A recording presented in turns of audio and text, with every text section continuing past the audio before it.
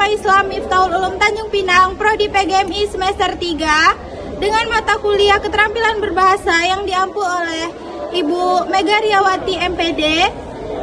Kami di sini akan menampilkan sebuah podcast. Selamat menyaksikan.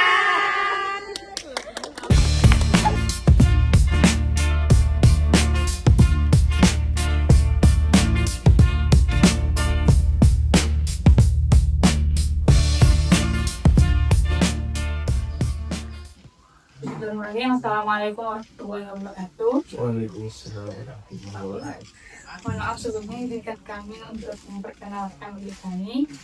Saya Adineka Disa Putri bersama 4 orang teman saya berasal dari kampus Institut Agama Islam Miftahul Tanjung Pinang. Kami merupakan mahasiswa dari Prodi Pendidikan Keluman Dasar Hidaiyah yang sekarang menjalankan semester 3. Di sini kami ingin meminta waktu Ustadz untuk sedikit pengalaman Ustadz selama berkuliah di Malaysia. Sebelumnya kami meminta Ustadz memperkenalkan diri terdahulu sebelum masuk ke tahap selanjutnya, yaitu tahap pertanyaan. Nama saya sendiri adalah Muhammad Ikhwanul Fazli. Saya asli Tanjung Pinang. Saya di Khadimul Ummah ini menjabat sebagai kepala SMA. Ini untuk pengalaman pendidikan, mungkin sebelumnya sempat dialamatkan ke sana pertanyaannya. Saya S1 di jurusan Akidah dan Perbandingan Agama, Universitas Islam Antarabangsa Malaysia. S2 di jurusan yang sama, di kampus yang sama juga. Mungkin untuk background pendidikan saya itu saja. Baik, sebelumnya izin pertanyaan, kan tadi belakang pendidikan kuliahnya ada yang di Malaysia. Nah, jadi saya ingin bertanya, bagaimana latar belakang Anda memilih Malaysia sebagai tempat melanjutkan studi? Sebetulnya yang menjadi alasan utama saya melanjutkan kuliah saya di Malaysia bukan di Indonesia adalah atas faktor lingkungan.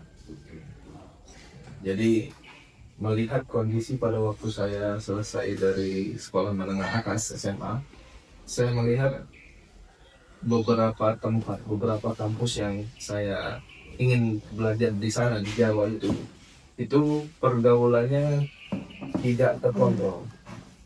Jadi mahasiswa ada yang di kos ataupun kontak bersama kawan-kawannya, dan di sana tidak memiliki jam malam segala macam, jadi tidak disiplin, bahkan lebih cenderung kepada hal-hal yang negatif kalau tidak bisa menjaga diri. Nah, dalam hal tersebut orang tua sendiri mendukung dan kami sendiri pun merasa itu merupakan hal yang sangat baik sekali untuk dihindari. Jadi kami memilih untuk pergi ke Malaysia karena di Malaysia secara umum kulturnya itu mereka lebih Islami dari kita.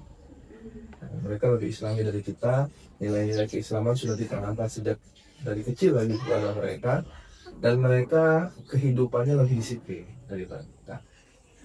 Dan kebetulan kampus yang kami tuju itu adalah kampus yang bersistemkan asrama. Nah, jadi kami selama S1 sampai selesai itu hidup 4 tahun di asrama. Barulah ketika S2 saya tinggal di luar kontrak karena kebetulan sudah berubah. Nah, itu dapat utamanya sebenarnya. Jadi di universitas apa Bapak di Malaysia itu dari jurusan apa ya Bapak? Saya di Universitas Islam Antarabangsa Malaysia, atau kalau bahasa resmi, nama resminya adalah International Islamic University Malaysia. Jurusannya namanya adalah Usuluddin and Comparative Religion.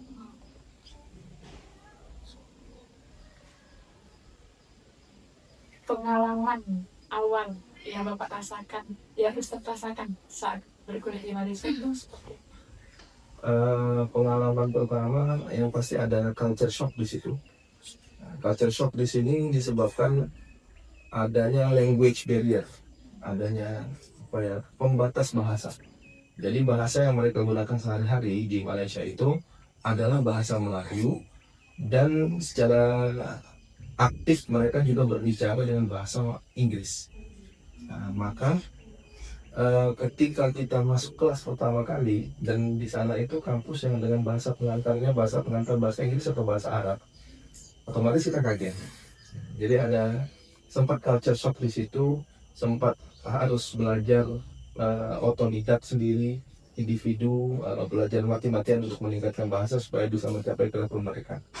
Nah, tapi di sisi lain kami menemukan bahwasanya kami dan beberapa kawan yang memang lulusan pondok memiliki nilai keunggulan ketika kelas yang berbahasa Arab.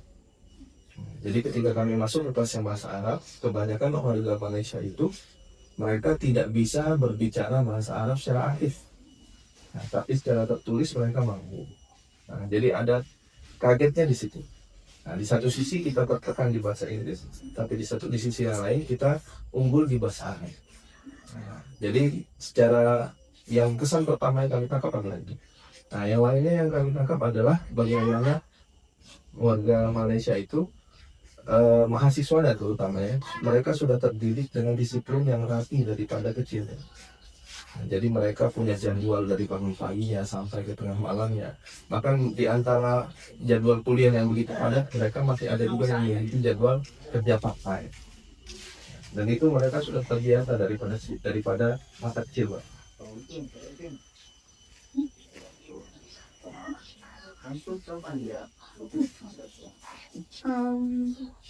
Apa sih Ustaz perbedaan sistem perkuliahan di Malaysia dengan di Indonesia? Oke, ini sebetulnya pertanyaan yang susah karena kami tidak memiliki pengalaman belajar di Indonesia. Jadi kalau yang namanya pengalaman itu, kalau membandingkan pengalaman itu kan berarti kan ada komparasi antara yang A dan yang B. Dan yang biar adil, A dan B dua-duanya harus dirasakan kan gitu kan. Kan saya merasakan satu, tidak merasakan yang lain. Nah, jadi yang bisa saya sampaikan adalah yang saya lihat kalau di kampus-kampus Indonesia itu silabus perkuliahan itu sudah tersusun rapi. Maksudnya semester ini ambil apa, ini pelajaran. Ya kan gitu nggak sih? Ya, betul. Semester ini, semester selanjutnya mata kuliahnya ini, semester saya mata kuliah ini. Kalau mata kuliah ini lulus, mata kuliah ini harus diambil kan gitu kan. Nah, tapi kalau di Malaysia itu sistemnya adalah tergantung kepada individu masing-masing.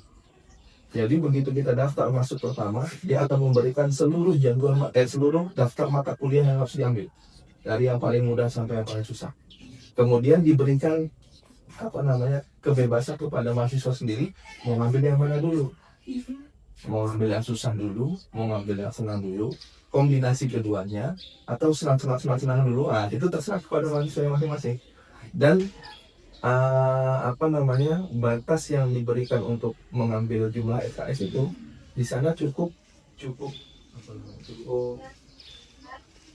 memudahkan pelajar untuk lulus lebih cepat. Nah, jadi contoh saya dulu total SKS itu 128 SKS. Satu semester saya bisa kalau bisa ambil 24 SKS. Jadi tantangan apa yang Ustaz hadapi selama kuliah di Malaysia? Oke. Seperti mana yang kami sebutkan tadi di awal, tantangan pertama adalah bahasa. Tantangan yang kedua yang kami rasakan adalah mungkin tidak semua merasakan, tapi kami dan beberapa kawan kami yang dekat-dekat itu merasakan karena di sana itu biayanya lebih mahal. Jadi masalah ekonomi, masalah finansial. Nah, jadi kami harus mengatur bagaimana caranya supaya bisa tetap kuliah, bisa tetap memenuhi semua dokumen-dokumen fotokopi dan segala macamnya, tapi tetap bisa makan. Karena asrama hanya sebatas asrama tempat tidur. Tidak termasuk di dalamnya itu makan pagi, siang, sore, dan malam. Kalau pengeluarannya tuh Ustaz lebih mahal di sana apa yang dirasakan? Kalau kita berkata jujur ya, mereka pemasukan dan pengeluaran lebih besar dari kita. Istilahnya kita di sini upah minimum kerja, UMK ya, UMK itu berapa pasal? 4 juta, betul, 4 juta. Di sana sekarang UMK mereka itu adalah 3 8 7 juta belum. Nah, tapi pengeluaran mereka udah sangat memang ya cuma kalau kita melihat kepada mereka ada sedikit iri lah oleh mereka karena mereka apa namanya yang BPJS itu mereka juga punya pendidikan gratis. Untuk kuliah yang tidak punya uang, yang tidak punya biaya kuliah, mereka bisa mengajukan pinjaman. Pinjaman itu nanti dilunaskan ketika mereka sudah kerja. Jadi misalnya kita mau kuliah nggak ada biaya, kita bisa mengajukan pinjaman ke pemerintah, pemerintah membiayai, setelah itu tidak ditagih apa-apa sampai kita resmi bekerja, baru dipikir. Makanya tahap pendidikan Malaysia itu jauh lebih tinggi daripada kita. Kalau kita S1 sudah alhamdulillah, mereka S1 sudah biasa, wajar. Hampir tidak ada yang tidak S1, wajar bagi mereka. Nah, S2 itu alhamdulillah. Nah, mereka level alhamdulillahnya S2, kita level alhamdulillahnya S1. Seperti itu. Makanya kalau kalian cari tahu lebih dalam, mereka mendapat uang 250 ringgit, itu sekitar 1 juta per 1 tahun untuk biaya buku dari pemerintah. Setiap anak dapat 1 juta per tahun. Biaya khusus beli buku, tidak boleh beli yang lain. Jadi ada kontaknya khusus, datang kita ke sana, klaim, bisa beli buku apapun sampai 1 juta setiap hari dapat. Tingkat literasi tinggi, tingkat pendidikan tinggi, tingkat ekonomi tinggi. Ini bukan mengecilkan negara kita sendiri. Oh begitulah. Nah, ada maju juga. Dan ya kita tidak bisa pungkiri bahwasanya mereka negara yang apa namanya kecil, luasnya kecil, populasinya lebih sedikit daripada kita, dan mereka itu tidak majemuk. Mereka perbedaannya cuma orang Malaysia, orang India, orang Cina. Kita ada orang Batak, Melayu, Jawa, ini apa namanya Dayak, mau dicampur jadi satu nggak bisa dengan daerah yang begitu luas. Nah, jadi sebetulnya kita begini saja sudah alhamdulillah sih. Kalau anak sendiri kan selama berbaca itu mandiri atau beasiswa? Beasiswa dari orang tua. S1 dan S2 mandiri, cuma S1 itu murni biaya orang tua, S2 sambil bekerja. Kesulitan tidak bisa? Kesulitan karena di satu sisi kita melanggar aturan. Jadi yang namanya pemegang visa pelajar tidak boleh bekerja, pemegang visa pekerja tidak boleh belajar, seperti itu. Nah, saya pemegang visa pelajar, otomatis bekerja itu adalah sesuatu yang dilarang sebetulnya. Jadi di sisi aturan kita sudah melanggar, maka harus pintar-pintar supaya tidak ketahuan. Nah, belum lagi bagi waktunya. Dulu saya bekerja mengajar di Pondok Tapis, masuk pukul 8 pagi, keluar pukul 5 sore. Pukul 5 sore juga mulai kuliah sampai pukul 7 maghrib. Nah, malam sudah buat tugas. Besok pagi ulangi lagi seperti ini. 8 sampai 5, habis itu langsung kuliah, selesai kuliah buat tugas. Kerja, kuliah, tugas. Kerja, kuliah, tugas. Itu terus diulang-ulang. Kalau ketahuan kan Anton tadi bilang pakai visa pelajar tapi bisa bekerja. Ya. Kalau ketahuan dendanya? Oke, kalau pengakuan dendanya bermacam-macam ya. Yang biasanya adalah deportasi. Nah, tapi biasanya kalau dalam kasus-kasus yang buruk, deportasinya satu paket dengan blacklist. Blacklist maksudnya tidak boleh masuk Malaysia. Nah, blacklist ini ada kategorinya. Ada blacklist 5 tahun, paling sedikit 5 tahun. Ada yang 10 tahun, ada blacklist permanen seumur hidup. Makanya kalau ketahuan, pas lagi nasib buruk dia kena seperti itu, blacklist permanen, seumur hidup tidak boleh masuk Malaysia sama sekali. Punya paspor bisa pergi kemanapun, tapi Malaysia no. Gitu.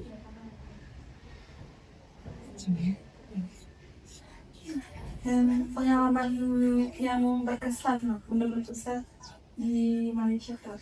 Oke, kita ini karena terbiasa hidup sebagai mayoritas ya, mayoritas Muslim, mayoritas apa namanya warga suku kita masih banyak, jadi kita merasa seolah-olah kita ini senantiasa hidup dalam keamanan. Nanti ketika kalian merasakan hidup menjadi minoritas, Nah, di mana di situ kebanyakan adalah warga lokal, warga Malaysia semua, warga Indonesia hanya sedikit. Nah disitulah kita baru akan merasakan apa namanya, betapa berharganya kekeluargaan yang kita miliki. Jadi kami itu jumlahnya sedikit, tapi kami sanggup mengguncang stadium, apa namanya, stadium kampus itu ketika main bola. Ketika acara family gathering, kami sanggup mengumpulkan serame-rame itu dengan biaya yang ya masing-masing nyumbang sedikit-sedikit, seperti itu. Di situ juga kalian akan merasakan betapa rindunya kalian dengan Indonesia. Kalau kalian biasa menyanyi lagu Indonesia Raya di sini, ketika kalian menyanyikan lagu Indonesia Raya di negeri orang, nah feelingnya beda. Feelingnya beda sih. Nah, jadi yang paling berkesan bagi kami adalah kami menemukan orang-orang yang luar biasa, berjuang luar biasa untuk diri mereka, untuk keluarga mereka, dan tidak melupakan negara mereka. Nah, itu kami temukan di sana. Dan dosen-dosen kampus yang dari Indonesia itu bukan orang-orang kecil, orang-orang besar semua itu. Dan mereka kalau ditanyakan apakah mereka tidak mau kembali ke Indonesia untuk membaca Indonesia, malu. Cuma peluangnya ada atau tidak? Peluangnya ada atau tidak? Kalau ditanya mau kembali, tidak mau semua. Mereka bukan orang-orang kecil-kecil, penghargaannya berderet-deret yang di luar itu. Tapi masalahnya dihargai atau tidak di Indonesia. Nah, bagaimana hubungan Bapak, bagaimana hubungan Ustaz dengan dosen di sana dan mahasiswa di sana? Apakah Ustaz menggunakan bahasa Indonesia berkomunikasi di sana atau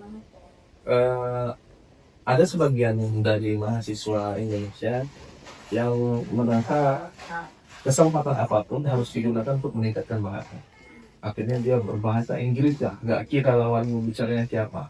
Mau dari warga internasional, warga Malaysia, kawan dari Indonesia pun dia tetap berbahasa Inggris. Tapi kalau kami pribadi, kami merasa kalau berkumpul dengan sesama warga Indonesia, waktu itulah kesempatan kami untuk berbahasa Indonesia. Bahkan kalau bisa ngomong pakai bahasa daerah, ngomong pakai bahasa daerah. Dan itu kami dekat banget gitu, sangat dekat satu sama lain. Kemarin kami berkunjung ke Malaysia, kebetulan ada acara nikahan itu. Pas di nikahan tersebut, datang juga dosen dari Indonesia.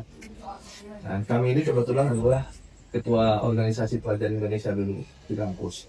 Jadi ketika berjumpa dengan dosen itu, beliau langsung oh ini Wan ya, yang tahun 2014 jadi ketua PPI. Nah, jadi kami masih sampai sekarang masih terasa hubungan itu. Tapi di momen-momen yang memang sifatnya umum, contohnya di kelas, walaupun kita ada beberapa orang Indonesia, kita tak menggunakan yang lain, jadi kita tak menggunakan bahasa Inggris ataupun bahasa Arab.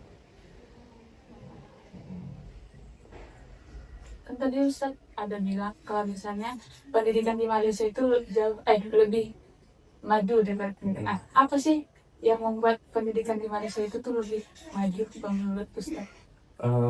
Ini perkara yang sebetulnya tidak bisa kita pandang dari satu sisi ya, karena untuk memastikan pendidikan bisa maju, ini teori saya ya, untuk memastikan pendidikan bisa maju, otomatis kita harus menopang dengan aspek-aspek lainnya juga. Ekonominya udah stabil belum?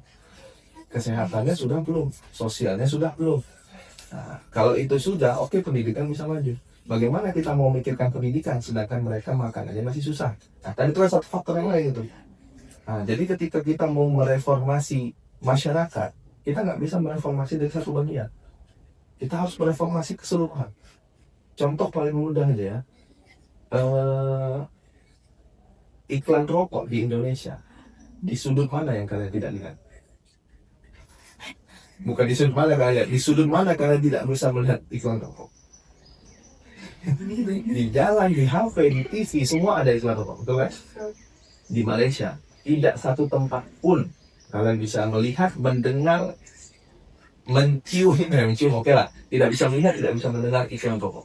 Tidak satu tempat pun. Kalian pergi ke Alfamart misalnya, begitu masuk Alfamart, kasirnya di belakangnya rokok, di sana di belakangnya rokok juga, tapi ditutup pakai besi, tidak terlihat sama saya, tertutup. Di atasnya baru dikasih label Marlboro harga sekian, Sampurna harga sekian, tapi bendanya tidak kelihatan. Itu apa namanya, mereka berusaha supaya memutuskan rantai rokok ini. Coba rokok Marlboro harganya di sini berapa? Marlboro sekarang sudah 50-60 ribu. Di sana Marlboro-nya harganya 120 ribu. Jadi kalian ya, pemerintah itu kalau dikelola dengan betul ya, ini bukan kita mengatakan pemerintah kita tidak dikelola dengan baik.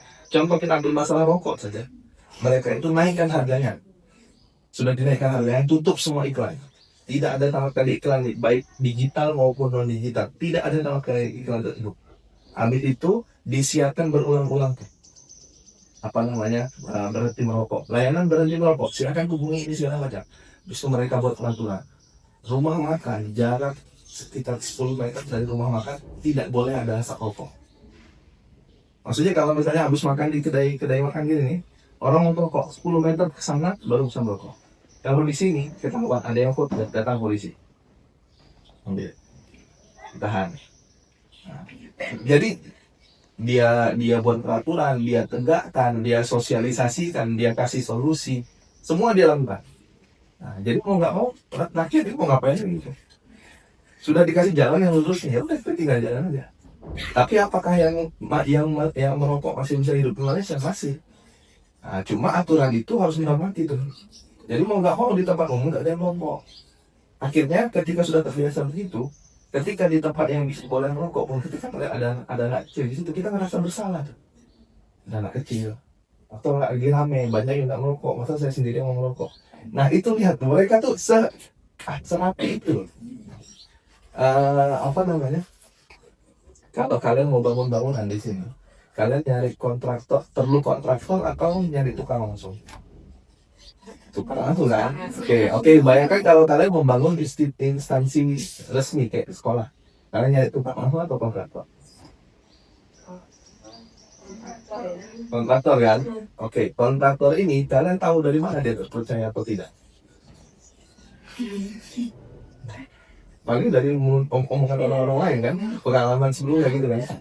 Kontraktor di Malaysia, mereka buat satu website resmi. Di situ di list siapa saja kontraktor yang mendapatkan sertifikat kelulusan dari pemerintah. Jadi kontraktor itu diakreditasi istilahnya. Diakreditasi, dinilai, masuk ke data pemerintah yang upload. Habis itu diiklankan di TV. Bilang, kalau pakai kontraktor jangan main-main, ambil yang di sini katanya. Begitu rapinya mereka mengucap seperti itu. Ya kita tuh masih udah tinggal jauh banget. Mau perbaiki dari mana? Itu yang susah. Mau perbaiki pendidikan, ekonomi bermasalah. Mau perbaiki ekonomi sosial juga bermasalah. Jadi kita tuh masalahnya bertumpuk-tumpuk. Nggak tahu solusinya seperti apa. Silakan generasi kalian juga. Ada pesan dan saran untuk mahasiswa di Indonesia yang ingin berkuliah di Malaysia. Pesan saya nggak kepada yang lain, kepada kalian bertiga, berempat lah. Kalau ada kesempatan untuk belajar di luar negeri, gimana pun luar negerinya, pergilah. Karena ketika kalian pergi merantau, kalian itu akan membuka wawasan kalian. Kalian ini, yang kalian nampak sekarang hanya sekotak ini saja. Tapi ketika kalian sudah merantau, kalian akan, kotak ini akan melebar. Jadi yang dulu kalian rasa ini nggak mungkin benar, ini salah, pasti salah. Nggak sama dengan saya, pasti salah. Ternyata ketika sudah di luar, ternyata ada kondisi-kondisi yang bisa membuat hal itu menjadi benar. Nah, jadi kalau kalian ada kesempatan untuk belajar di luar, belajar di luar. Kalau nggak ada kesempatan, buat kesempatannya. Gimana caranya? Cari beasiswa. Dari sekarang cari beasiswa. Nggak menutup kemungkinan kemana-mana itu bisa pergi. Ada teman kami, nggak ada yang sebelumnya sampai ke Cina, dia sampai ke Cina dengan beasiswa. Ada yang sampai ke Australia, ada yang saat ini belajar di Finlandia. Nggak tahu jalur dari mana, ya berusaha masing-masing. Gimana caranya kita meningkatkan percaya diri? Yang masih skill bahasa, mau nggak mau skill bahasa. Karena informasi itu sebelum ujian ya, nanti ada ujian yang paling kita informasi itu kalian akan baca dalam bahasa Inggris. Nah, jadi baca dalam bahasa Inggris. Tapi kalau misalnya ada orang yang ngasih tahu informasi, kalian kan nggak bisa langsung percaya nih. Otomatis kalian mau ngecek dulu betul atau enggak. Dia sebut di kampus ini ada yang segala macam. Nah, ngecek kampusnya itu. Nah, kampus ini otomatis pakai bahasa Inggris. Jadi bahasa itu mau nggak mau nomor satu. Nah, kalau bahasa yang dimantapkan adalah IPK. Masih IPK. Nah, karena dia ada sedikit banyak dan melihat ke sana. Habis itu aktifkan di organisasi. Aktif atau tidak. Dan yang terakhir paling kemampuan interview. Nanti ketika di interview kalian bisa nggak menjawab, merespon dengan baik. Kalau ada kesempatan bisa keluar negeri, keluar negeri. Jangan ragu. Jangan ragu. Kalau misalnya ada salah satu pandangan yang salah dari mahasiswa, mereka merasa tidak mau memberatkan orang tua. Kalau sana kuliah jauh-jauh kasihan orang tua. Ini salah. Kalau seandainya orang tua bilang sudah kuliah sana, berarti orang tua sudah menyanggupi. Tugas kalian bukan memikirkan bebannya orang tua, tidak. Tugas kalian adalah membayar kepercayaan orang profesi.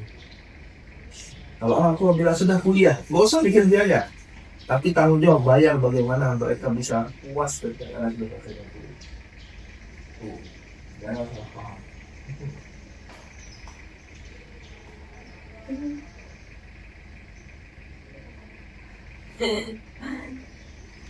Iya, Kak.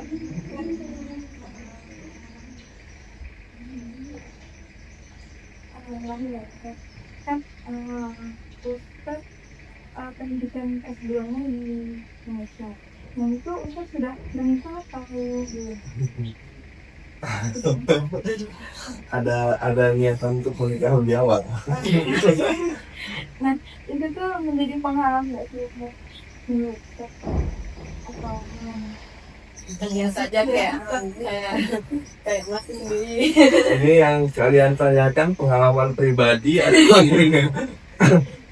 jadi yang namanya pernikahan itu pedang bermata dua, saya nyebutnya pedang bermata dua. Ada kondisi di mana pernikahan itu akan justru memotivasi kalian mati-matian.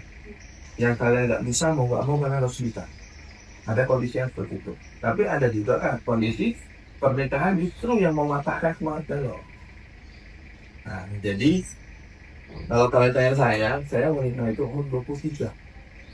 Saya masih semester 1, 2, 3, 4, 5. Saya semester 6 saya nikah. Semester 6 saya nikah, semester 7 saya lulus. Semester 6 saya nikah, semester 7 saya lulus. Kerja 1 tahun, habis itu saya S2. Ya kalau saya pribadi ada waktu-waktu di mana masalah keluarga itu membuat kita tidak fokus belajar. Ada waktu-waktu di mana kita tuh merasa masa mau biarkan keluarga kayak ini terus, mau nggak mau harus belajar nih, harus cepat selesai. Sampai kapan mau belajar terus, mau kuliah terus, kapan kerjanya? Ada waktu-waktu seperti itu. Jadi kalau saran saya kepada kalian, kalau kalian mau menikah, menikahlah dengan orang yang tepat di waktu yang tepat. Tepatnya Adinda ya bisa jadi setahun lagi. Tepatnya yang lain bisa jadi nggak setahun lagi, 2 tahun lagi. Bisa jadi setelah selesai kuliah. Bisa jadi minggu besok. Nggak tahu, tepatnya beda-beda. Nah, cuma cari yang orang yang tepat, orang yang memotivasi kalian. Kalau kalian sama calon kalian nih masih sekedar bucin nggak jelas, baper nggak jelas, yakinlah ketika menikah lebih paham daripada itu. Jadi batu itu.